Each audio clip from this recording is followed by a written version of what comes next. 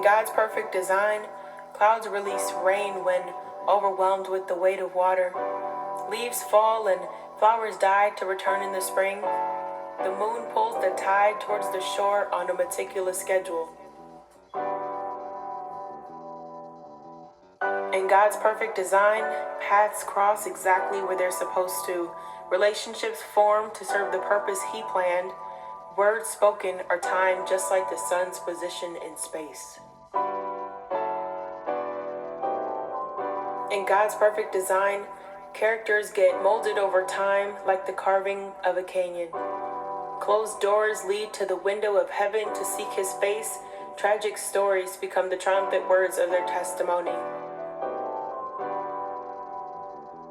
In God's perfect design, everything is just as He intended. Everything is placed where it is supposed to be. Everything submits to the will of God.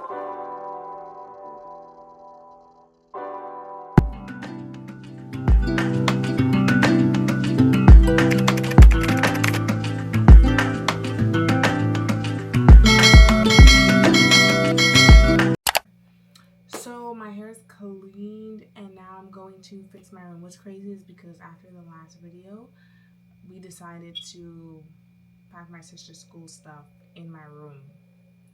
And it got messy right back again. And we still have the remnants of the boxes in the room. And when we came back from the trip, dropping my sister off to school, I washed my clothes throughout the week. And now I have to fold them. I'm not gonna lie to you, folding to me, it doesn't bother me. Like, I don't necessarily like it, but I don't dislike it either. I think it's because whenever I'm folding clothes, I'm watching a movie, so it's just like, it doesn't bother me. So this, we gonna knock it down. So that's what I'm gonna do. Hope you guys enjoy watching me clean my room. Oh, and of course, like I say, I gotta have my movie. I started watching this before I washed my hair. It's Hustle Code. Of course. It's a Nollywood movie.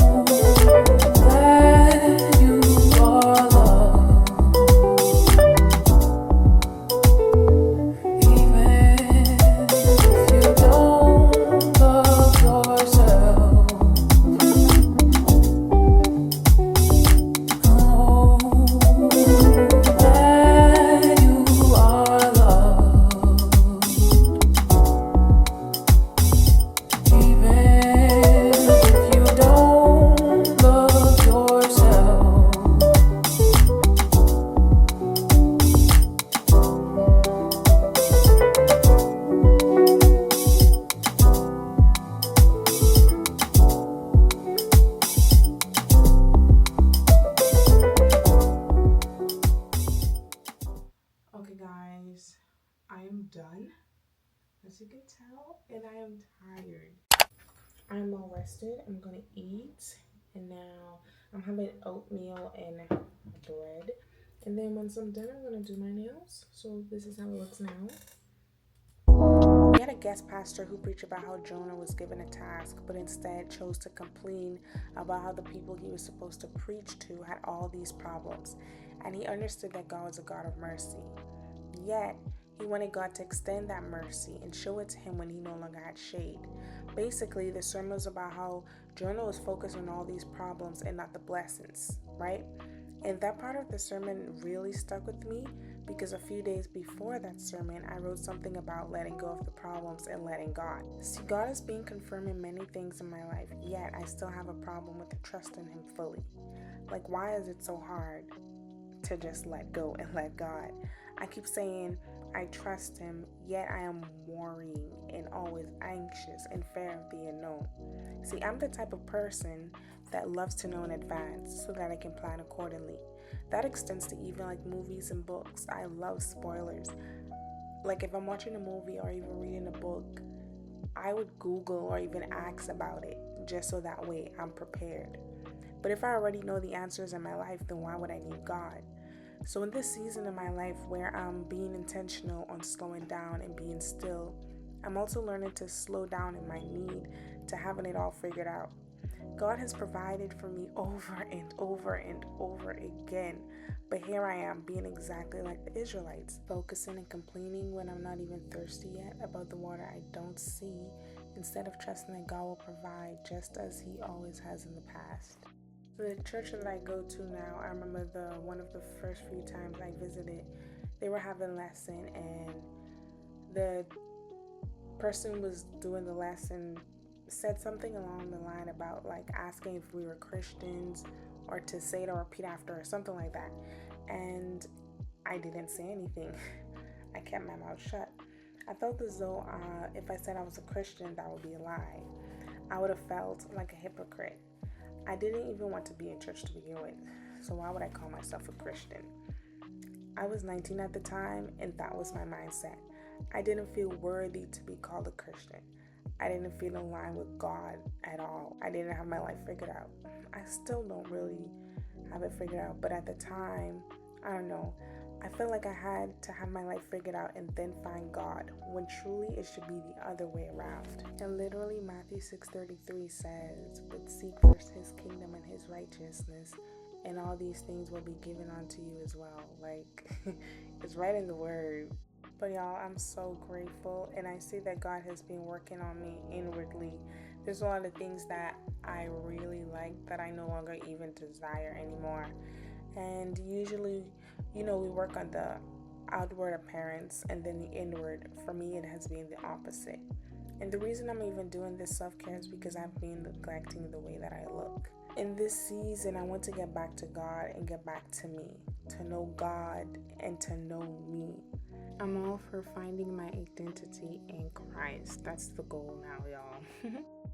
And how can I know me if I don't know God? Right? There's a difference between going to church, knowing about God, and knowing God for yourself. And that's the path that I'm on. And I'm so grateful that I don't have to wait until next month, next year, or even when I'm older. I get to start now. It felt so good to just be in the moment. Look at that. And there's something that I wrote earlier this month that really aligns with this video, and it goes like this. Ask, and you shall receive indeed. I prayed for more moments to be still and stop being so on the go all the time. And I've definitely been given the opportunities to do so lately. Less on my phone, more reading again. Less socializing, more me time. Capturing beautiful moments that my camera doesn't do justice. Admiring that God truly is an artist. Slow inhales and feeling the breeze against my skin. Even slower exhales with closed eyes and hearing all the sounds around me. A low rumble as a car passes by. The birds chirping, the leaves rustling, very calming. Less feeling the need to always be doing something. No more guilt for being still every now and then. throughout this entire process, it felt so calming. Like I wasn't rushing. Even when I, washing my hair, doing my little skincare, I just took my time, and it felt so good not to worry about the time. It was so good. And I'm definitely another thing I'm going to be intentional about is, instead of, because I know at times we speak about we're going to do things and don't do it. Like, I want to stick to doing this, to make time to take care of myself. Like, how can I expect to show up for others when I'm pouring from an empty cup? And I've been doing that for a minute, y'all. For a minute. And me being alone, it's a recharge for me. Like, I'm not how do I explain it? My social battery runs quick, and most time I'll, be able to, socialize for a bit, and after a certain point of time, you'll see me just sit in the corner quiet because I'm done. And being alone really helps me to recharge. So this was very good and therapeutic. By the time I was done, I felt so refreshed, and I slept so good, and even went throughout the next day, I still felt good. Here's to seeking God in everything we do. Here's to being present, to being still, to growing in God. Here's to preparing for whatever purpose that God has in store for us. Here's to submitting to God no matter how scary that looks. Here's to embracing the journey instead of focusing on the destination. Here's to learning not to be anxious for nothing. Here's to love, godly love, self-love, to actually being able to sit with yourself without feeling lonely, to actually enjoy your me time. Here's to recharging, to filling your cup, to working on yourself, to healing. Here's to knowing your worth in Christ, not what the world says you should have to deem you as worthy. Here's to taking it one step at a time. Thank you so much for tuning in, guys. Enjoy the rest of your day or night. Until the next one, toodles! Give me one break, I need fair to believe, fair to receive.